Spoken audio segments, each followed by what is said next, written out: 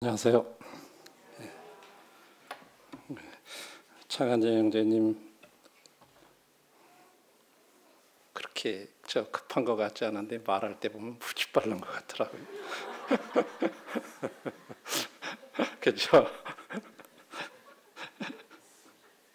맞아요?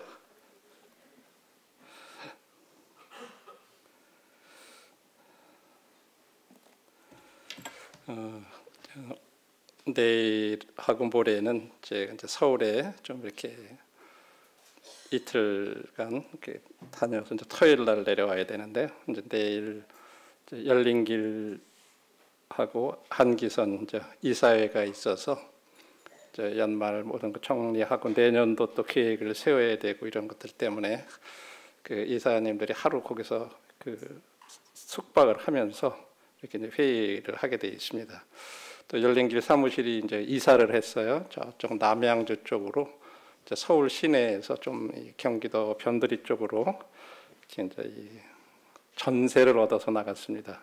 그 서울 시내에 있을 때 이제 월세에서 살았는데 이제 전세를 해서 옮겼어요. 그래서 기도해 주시고, 그래서 제가 오늘은 앞부분에 이 말씀을 나누고 열린 길에 대해서 조금 더 이렇게 구체적으로 좀 열린 길에서 현재 선교를 나가 있는 그 현황들, 또 어떤 일을 하고 있는 거, 뭐 어떤 이런 부분들에 대한 걸 잠깐 좀 말씀을 드리고, 다음 주에도 똑같이 앞부분에 말씀을 좀 드리고, 한기선에 대한 이런 부분들 성도님들도 아시고 함께 좀 기도해 주셨으면 좋겠다 하는 그런 마음이 있어서, 그래서 조금 빨리 좀 나가야 될 것 같습니다. 먼저 하나님 말씀을 한 군데 이렇게 찾아보도록 하겠습니다. 하박국서를 한번 좀 잠깐 찾아봐 주세요. 하박국 3장 2절 말씀, 1절 말씀입니다. 2절이군요. 3장 2절. 구약성경 1304쪽입니다. 여호와여, 내가 주께 대한 소문을 듣고 놀랐나이다. 여호와여, 주는 주의 일을 이 수년 내에 부응하게 하옵소서. 이 수년 내에 나타내시옵소서. 진노 중이라도 긍휼을 잊지 마옵소서. 이제 하박국 선지자는 이 유다 왕국의 거의 끝 무렵에 이제 요시야 왕이라고 하는 왕 시대에 이렇게 활동했던 선지자인데, 이 선지자가 참 마음에 굉장히 어려운 마음을 가지고 하나님 앞에 이제 기도하는 내용인데, 주는 주의 일을 이 수년 내에 부응하게 해달라 하면서 간절히 기도를 해요. 그러면서 끝부분에 보면 진노 중이라도 긍휼을 잊지 말아달라. 근데 그 당시에 이 유다 왕국의 마지막 상황의 모습을 보면 어떤 모습이었냐면, 1장에 보시면 2절로부터 이렇게 잠깐 보겠습니다. 여호와여, 내가 부르짖어도 주께서 듣지 아니하시나니 어느 때까지리이까? 내가 강포로 말미암아 외쳐도 주께서 구원하지 아니하시나이다. 어찌하여 내게 죄악을 보게 하시며 패역을 눈으로 보게 하시나이까? 겁탈과 강포가 내 앞에 있고 변론과 분쟁이 일어났나이다. 이러므로 율법이 해이하고 정의가 전혀 시행되지 못하오니 이는 악인이 의인을 애워싸므로 쌌으므로 정의가 굳게 행하여 지민이이다. 그 당시 상황이 이 말씀대로 보니까 아주 죄악되고 패역되고 겁탈과 강포가 있고, 또 이 백성들 가운데는 서로 변론과 분쟁이 일어나고, 그러니까 자체적으로 국민들 사이에 그런 죄악과 서로 분열된 모습과 이런 모습들이, 그러다 보니까 그들이 그런 사회적 상황이 그러니까는 하나님과의 관계에 있어서도 율법이 해이했다. 여기 보면은 이 해이하다고 하는 이 표현들은 율법에 대해서 이제 감각이 없어졌다. 어떤 사람 참 해이해졌다 그러면 뭔가 풀어진 사람 그렇게 그런 편이죠. 율법에 대한 그런 감각도 없어지고 율법을 오히려 피곤하게 생각하고 율법을 멀리하고 그런 시대예요. 그러면서 여기 보니까 악인이 의인을 에워싸므로 악한 사람들이 더 세력이 있어. 그래가지고 공의가 정의가 굽게 행해지는 그런 시대였다고 하는 거예요. 그런 상황을 보면서 하박국이 하나님, 바로 이제 조금 앞에 세대에 보면 굉장히 영적으로 부흥했던 시대가 있었어요. 그게 바로 이제 히스기야 왕 시대예요. 그런 것들을 아마 이 하박국은 염두에 두면서 하나님, 지금 이 시대가 이렇게 사회적으로도 혼란스럽고 죄악되고 하나님의 말씀에 대해서 좀 해이해지고 공의롭지 못하는 이런 시대에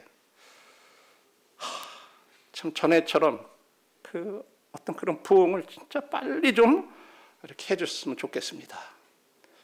수년 내에 진짜 그런 부흥들이 좀 있었으면 좋겠습니다. 아마 어떤 그런 것들을 마음에 두면서 하나님 앞에 그런 기도를 하지 않았었나 하는 그런 생각을 해봐요. 이 하박국서 자체에서는 어떤 부흥을 말하는지 잘 알 수는 없어요. 근데 이제 그런 시대적 상황을 보면서 그 선지자의 마음을 한번 좀 이렇게 생각해 볼 수 있습니다. 그래서 이 하박국 선지자가 생각했던 그 히스기야 시대에는 어떤 부흥이 있었나 하는 부분들에 대해서 역대하 29장 말씀을 다는 못 읽고 중요한 부분들만 한번 이렇게 찾아서 읽어보겠습니다. 역대하 29장 1절로부터 먼저 5절까지입니다. 히스기야가 왕에 오를 때 나이가 25세라. 예루살렘에서 29년 동안 다스리니라. 그의 어머니의 이름은 아비야요 스가랴의 딸이더라. 히스기야가 그의 조상 다윗의 모든 행실과 같이 여호와 보시기에 정직하게 행하여 첫째 달에 여호와의 전문들을 열고 수리하고 제사장과 레위 사람들을 동쪽 광장에 모으고 그들에게 이르되 레위 사람들아 내 말을 들으라. 이제 너희는 성결하게 하고 또 너희 조상들의 하나님 여호와의 전을 성결하게 하여 그 더러운 것을 성소에서 없애라. 10절로 넘어가셔서요. 10절 11절 한번 보시죠. 이제 이스라엘 하나님 여호와와 더불어 언약을 세워 그 맹렬한 노를 우리에게서 떠나게 할 마음이 내게 있노니 내 아들들아 이제는 게으르지 말라. 여호와께서 이미 너희를 택하사 그 앞에 서서 수종들로 그를 섬기며 분향하게 하셨느니라. 16절로 한번 더 조금 넘어오셔서 제사장들도 여호와의 전 안에 들어가서 깨끗하게 하여 여호와의 전에 있는 모든 더러운 것을 끌어내어 여호와의 전 뜰의 이름에 레위 사람들이 바깥 기드론 시내로 가져갔더라. 20절입니다.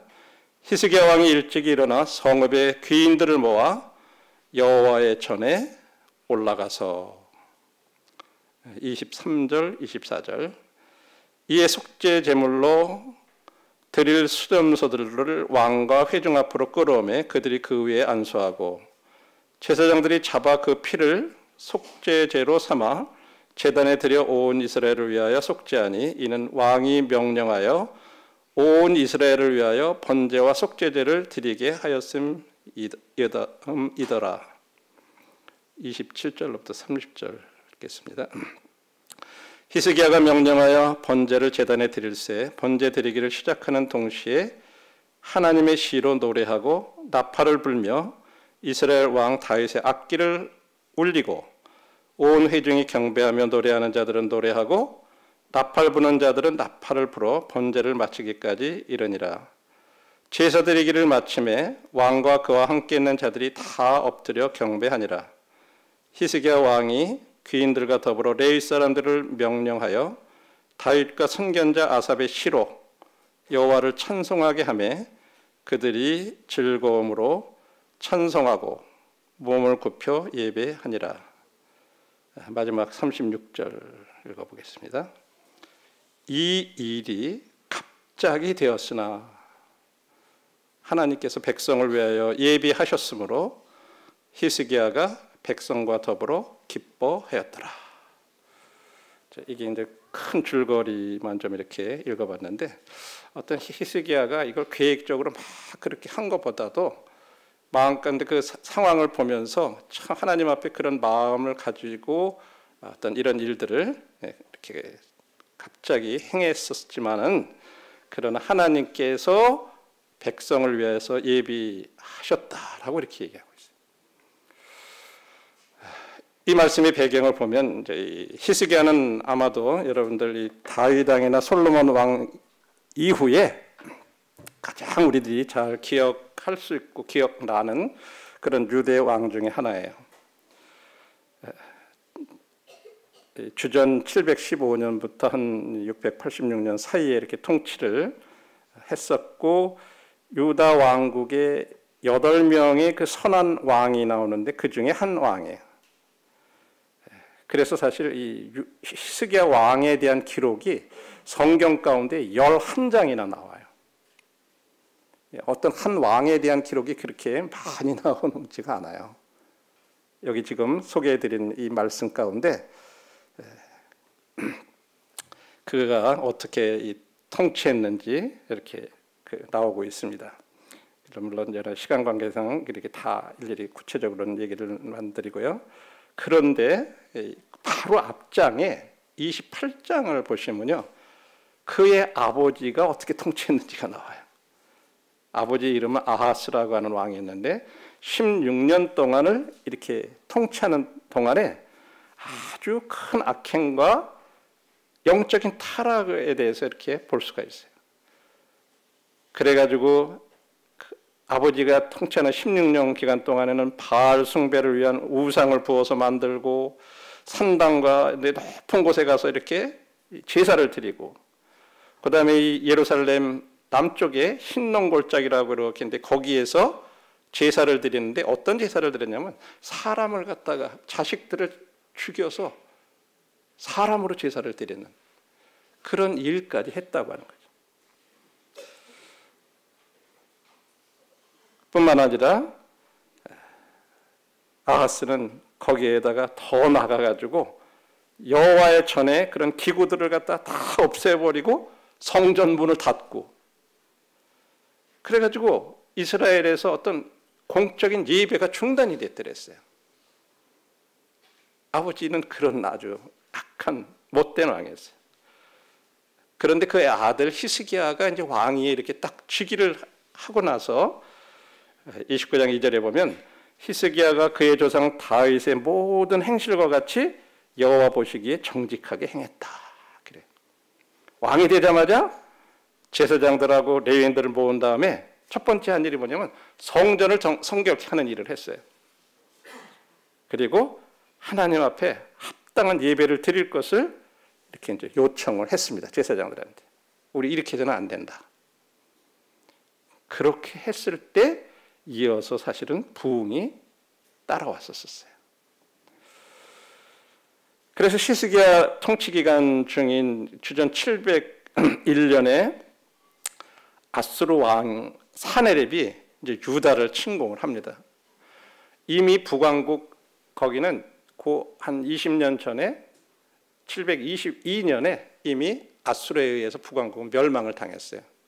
그리고 이제 701년에 사네립이 유다를 또 침공해 들어온 거예요.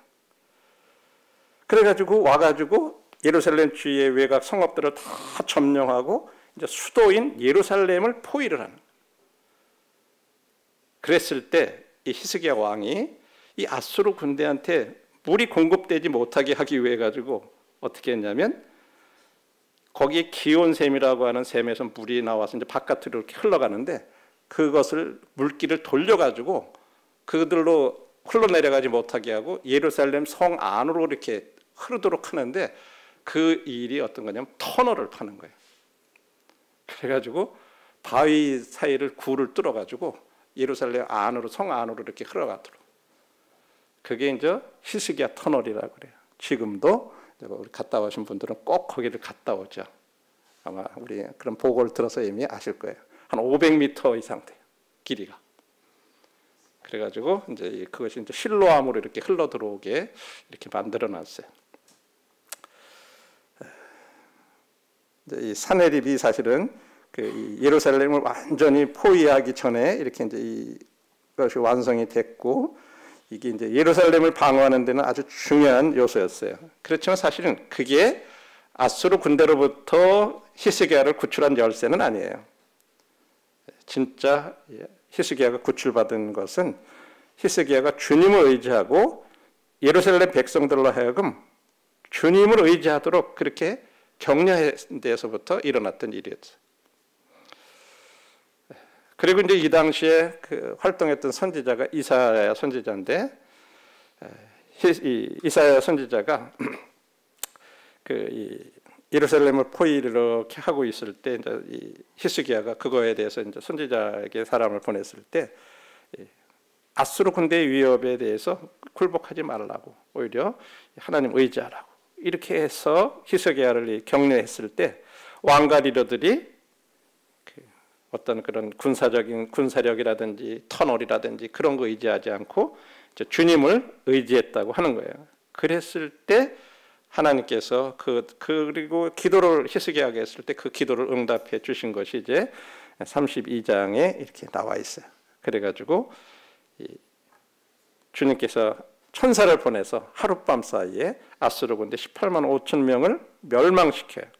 그리고 예루살렘을 보존해 주시죠. 어느 정도 아시는 내용인데, 그리고 이제 역대하 29장에 가서 보시면 아수르가 이렇게 침공했을 당시에 그 히스기야의 기도에 대한 하나님의 응답의 기초가 뭐였나?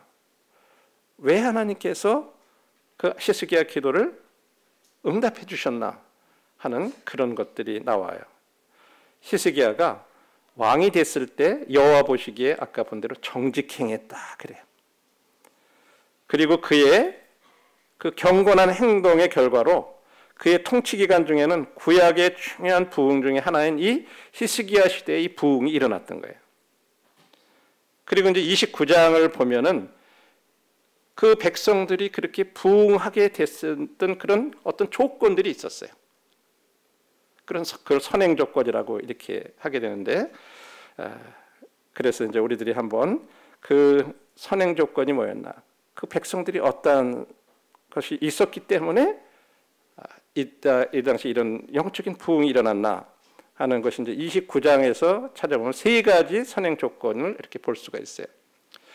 첫 번째는 그 아버지 시대 때 그 막 타락하고 막 그랬던 어떤 것들, 성전문 닳았던 거, 이런 것들에 대해서 이렇게 그대로 두어서는 안 되겠다, 변화해야 되겠다 하는 어떤 변화에 대한 결심이 29장 10절에 보면 나오고요. 두 번째로는 거룩에 대한 헌신, 지금까지 이렇게 막 우상 섬기고 더럽고 막 이렇게 타락되고 이런 어떤 것들에 대해서 다시 이제 성결하게 하고 거룩해야 되겠다, 거기에 헌신해야 되겠다 하는 것과, 세 번째로는 이제 성전문이 닫히고 예배가 중단되고 그런 것들에 대해서 진짜로 다시 하나님 앞에 예배 드리는 그런 삶이 되어야 되겠다 하는 어떤 예배에 대한 갈망, 이 세 가지가 있었다고 하는 거예요.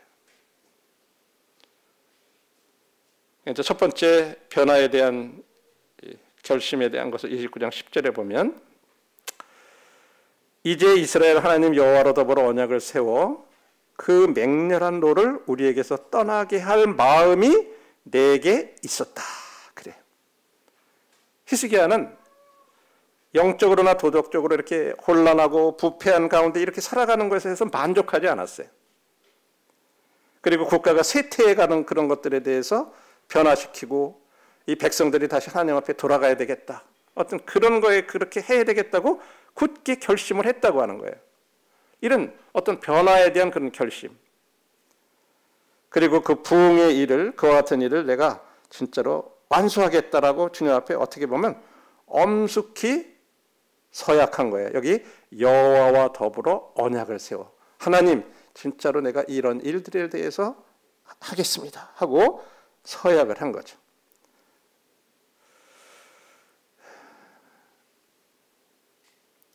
앞부분에서도 우리가 보았듯이 아버지 그 아하스가 성전문 닫고 기물들, 성전 기물들 다 없애고 막 그랬던 거 우리 좀 이제 생각해봤죠. 그래서 이제 다시 성전문을 열고 성전을 정결케 하기 위해서 제사장들하고 레인들을 모으고 번제단 성결케 하고 이제 성소를 깨끗이 한 다음에 이제 번제단들 다시 깨끗하게 하고 성별하고 그 다음에 아버지가 버린 예배용 기물들을 다시 다 가져오도록 했어요. 그리고 이제 모든 일이 준비되었을 때 이제 주님께서 명령하신 대로 제사와 음악으로다가 이제 성전 예배를 다시 했었다고 하는 거죠. 이 히스기야가 그런 변화에 대한 결심을 하게 된 중요한 계기가 있었어요. 그건 뭐냐면 우리나라가 지금 죄 때문에 하나님의 징계 아래 있다고 하는 사실을 깨달은 거기부터 그런 변화를 하게 됐다고 하는 거예요. 26장 6절로부터 9절에 보면 그런 것을 알 수가 있어요. 우리 조상들이 범죄하여 우리 하나님 여호와 보시기에 악을 행하여 하나님을 버리고 얼굴을 돌려 여호와의 성소를 등지고 낭신물 닦고 등불 끄고 성소에서 분향하지 아니하고 이스라엘 하나님께 번제를 드리지 아니하므로 여호와께서 유다와 예루살렘을 진노하여 시고 내버리사 두려움과 놀람과 비웃음거리가 되게 하신 것을 너희가 똑똑히 보는 바라. 우리 죄 때문에 우리가 지금 이런 징계를 받는다고 하는 사실을 깨달았을 때 이래서는 안 되겠다, 이 변화해야 되겠다 하는 그런 결심을 하게 되는 계기가 되었다고 하는 거죠. 우리들의 삶 가운데 또 우리 개인, 교회나 이 어떤 개인에게 있어서 진짜로 이런 어떤 부흥을 원한다면 우리도 이 어떤 변화에 대한 단호한 결심을 해야 된다고 하는 거죠. 경건이라고 하는 거, 이건 그냥 생각으로만 되는 게 아니에요. 단호한 행동이 요구가 되는 거예요. 히브리서에서도 그렇게 말씀하고 있어요. 모든 무거운 것과 얽매이기 쉬운 것을 벗어버리고 우리 앞에 당한 경주를 하라고 얘기하고 있어요. 벗어버려야 돼. 얽매이는 거. 내 삶 속에, 내 마음 가운데 지금 무엇인가 나를 붙들어 매고 있는 거, 이런 것들, 그런 것들을 벗어버리라고 말하고 있어요. 그리고 하나님의 전신갑주를 입고 선한 싸움을 싸워라. 그리고 사도 바울은 어떤 이 목표를 가지고 저희가 그것을 향해서 잡으려고 달려간다고 그러고, 뭔가 이런 단호한 것들이 없이 그냥 되는 대로 이렇게 가서는 안 된다고 하는 거죠. 그래서 부흥은 우리의 삶, 내 삶 가운데 문제가 뭔지를 먼저 인식해야 돼요. 내가 왜 이렇게 내 삶이 이렇게 그냥 이렇게 그냥 뭔가 이렇지? 그 문제가 뭐지? 그리고 진지한 변화를 하려는 결심이 없이는 부흥은 일어나지 않는다고 하는 거죠. 하나님께서 우리를 훈계하실 때 그것을 내가 참 인식하고 있나? 내가 이렇게 지금 살아가는데 내 삶 가운데 지금 어떤 어려움이 있거나 무슨 문제가 있을 때 이것이 진짜 하나님께서 나를 교훈하시기 위해서 지금 허락하고 계신 건가?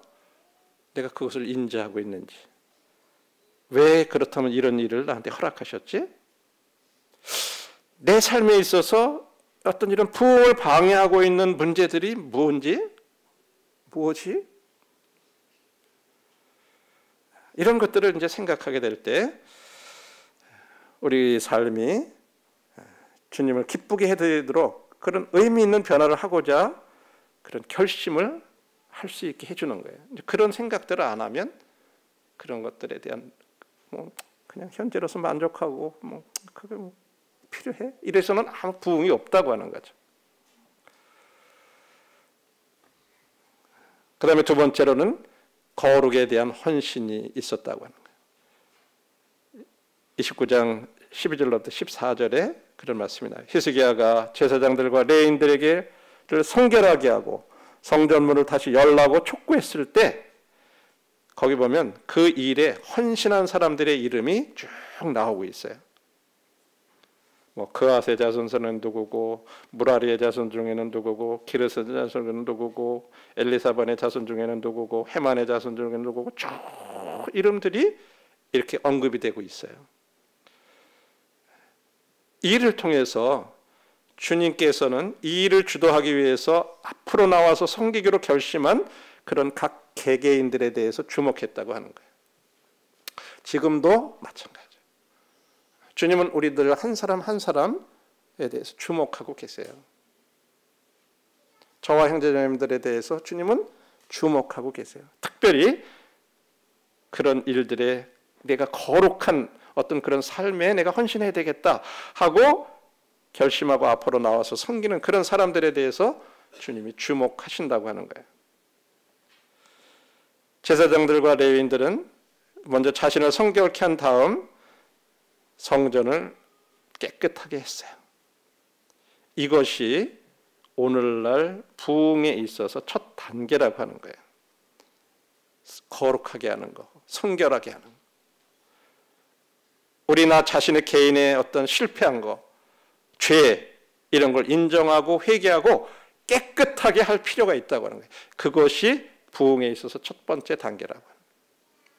먼저는 변화에 대한 결심, 그리고 이제는 내가 이런 모든 내가 잘못한 것들에 대해서 인정하고 거기에 대해서 회개하고 이렇게 깨끗이 할 때 이것이 첫 번째 단계라고 하는 것이죠.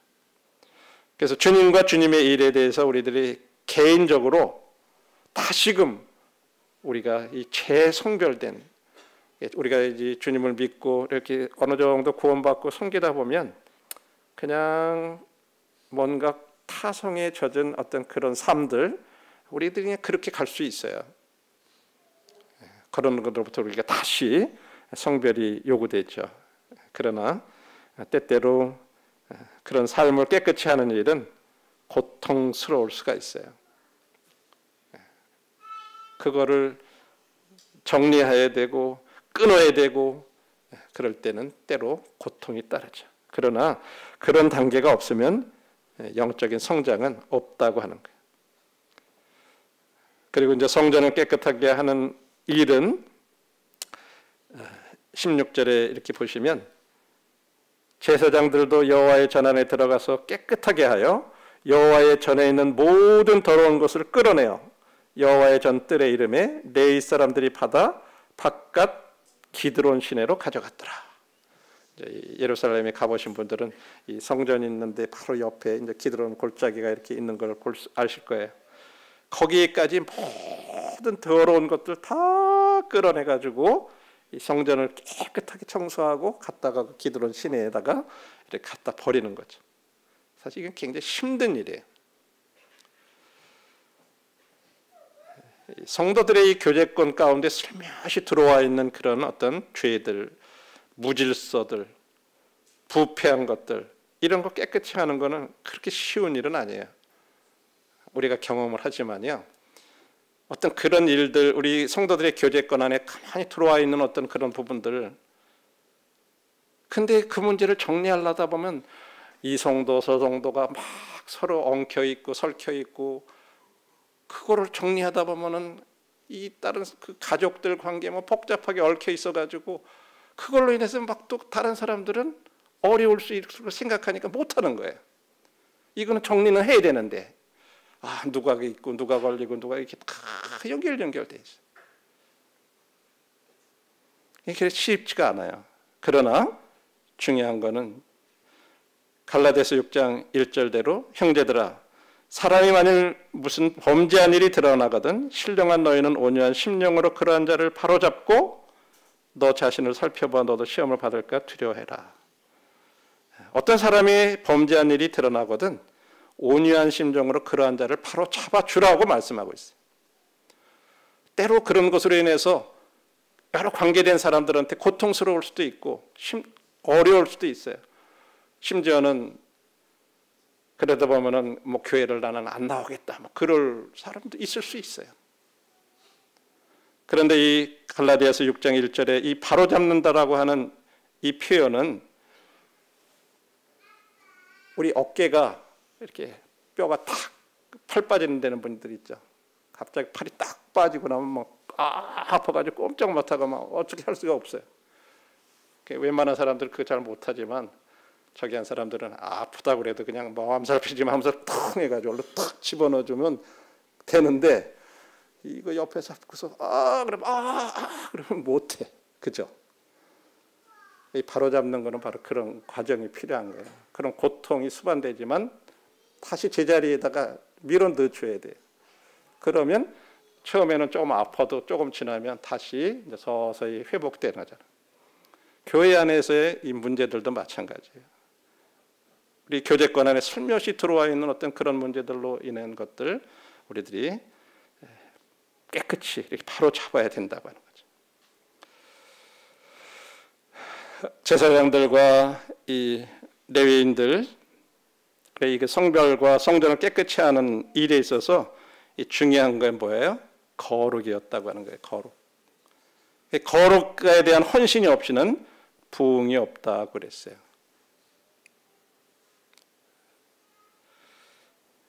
여러분, 그 당시에는 예루살렘에 이제 물리적인 그런 성전이 있었지만 오늘날은 우리의 몸이 성전이라고 고린도전서 6장 19절에 그렇게 말씀하고 있어요. 너희 몸은 너희가 하나님께로부터 받은 바 너희 가운데 계신 성령의 전인 줄 알지 못하느냐. 너희는 너희 자신의 것이 아니다. 이제 우리들 안에 그런 이 성전된 우리 안에 있는 그런 잘못된 것들, 이런 것들 다 깨끗하게 해야 된다고 말씀하고 있어요. 그것이 부흥의 지름길. 그리고 이제 세 번째로는 예배에 대한 갈망. 29장 23절부터 25절에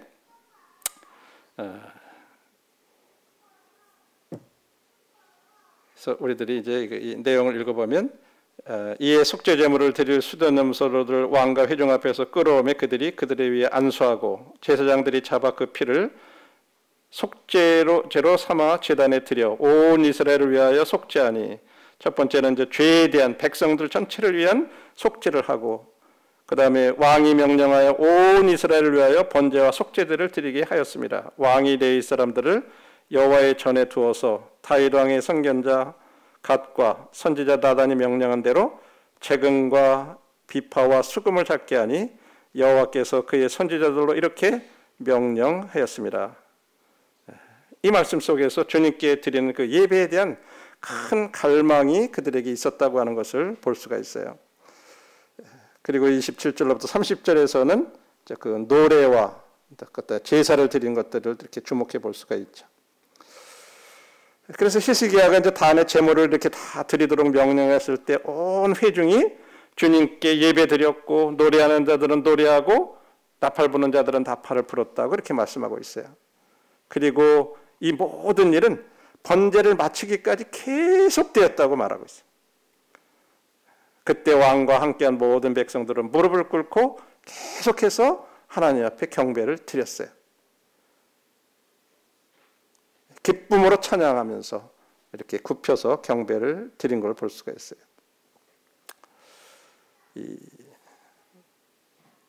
이에 히스기야가 말하되 이르되 너희가 이제 스스로 몸을 깨끗하게 하여 여호와께 드렸으니 마땅히 나와 제물과 감사 제물을 여호와의 전으로 가져오라 하니 회중이 제물과 감사 제물을 가져오되 무릇 마음에 원하는 자는 또한 번제물을 가져오니 백성들은 개인들의 그런 희생 제물을 끌어와서 주님 앞에 이렇게 감사제를 이렇게 드렸다고 말씀하고 있는데 이것은 자원하는 마음으로부터 나온 거예요. 억지로 그렇게 한 게 아니었다는 거예요. 이처럼 우리들의 삶 가운데 또 한 가지가 이제 이 예배에 대한 갈망. 그냥 우리가 일요일 됐으니까 일요일 날은 나가가지고 떡과 잔을 떼는 그런 시간이라 그래서 그냥 그렇게 나와서 떡 떼고 잔 마셨으니까 난 주님을 예배 드렸다. 그런 것이 아니라 진짜 마음으로부터 사모하고 감사하고 그 시간이 나왔을 때 나한테 진짜로 감사가 되고 그런 시간들이 되는 그런 시간들, 그런 예배들. 내가 진짜 그렇지 못하다 하면 그런 것들에 대해서 주님 앞에 뉘우치고 회개하고 이런 이제 세 가지가 그들에게 있었을 때 이런 부흥들이 왔다고 하는 거죠.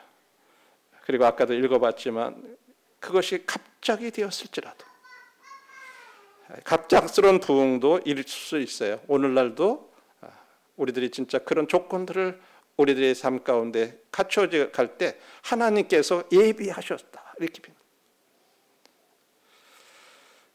결론의 말씀을 드리겠습니다. 우리 편에서 준비하면 하나님께서 영적 부흥을 허락하신다고 하는 거예요. 그 말씀에 보면 하나님께서 예비하셨다 그래요. 그러니까 우리들이 이런 세 가지 변화에 대한 결심, 거룩에 대한 헌신, 그리고 예배에 대한 그런 갈망하는 마음이 있게 될 때 하나님께서 우리 가운데 이렇게 부흥을 일으켜 주실 수 있다고 하는 사실입니다.